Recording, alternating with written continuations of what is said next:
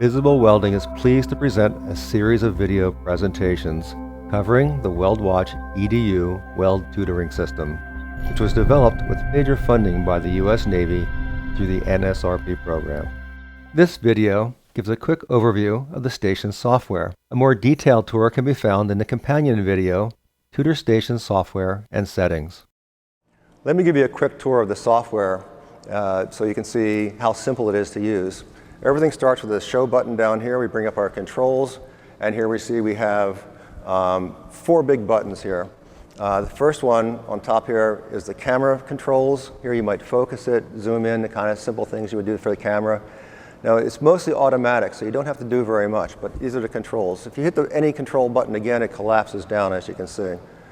The picture control is used for adjusting the picture on screen. It's not the recording, but the brightness, the contrast, the things that make it easier for you to see what you want to see and display. We have a video recording button. In the panel here, we have a name, so you can identify the session you're in. It might be the student's name, it might be Joe or Betty. And then you can record manually and also take stills off into another document if you want to get a screen capture very quickly.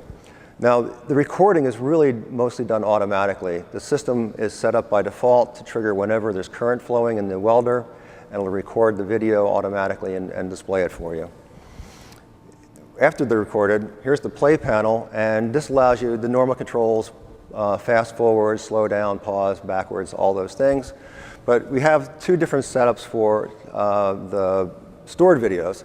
One we call temp or temporary. These are the ones that are automatically recorded, and they're listed here in order of date, so you can find things, and they would have the name that you put on there, like we said, Betty or Joe. And then we have another tab here for videos you want to keep, and these are the ones that would be your permanent demos, the good and bad examples that you want to show students over and over, and so these will be kept there forever. Another thing that I want to show you is each of these buttons has a setting button on the bottom of the panel. So if you go to settings, these are the things that you would do to set it up. You would not your everyday operations, but how your preferences are, maybe the resolution or some of the other parameters. Again, we'll show these later on. If I shut this down, this is the way you would normally see it, and it's automatic mode, ready to run.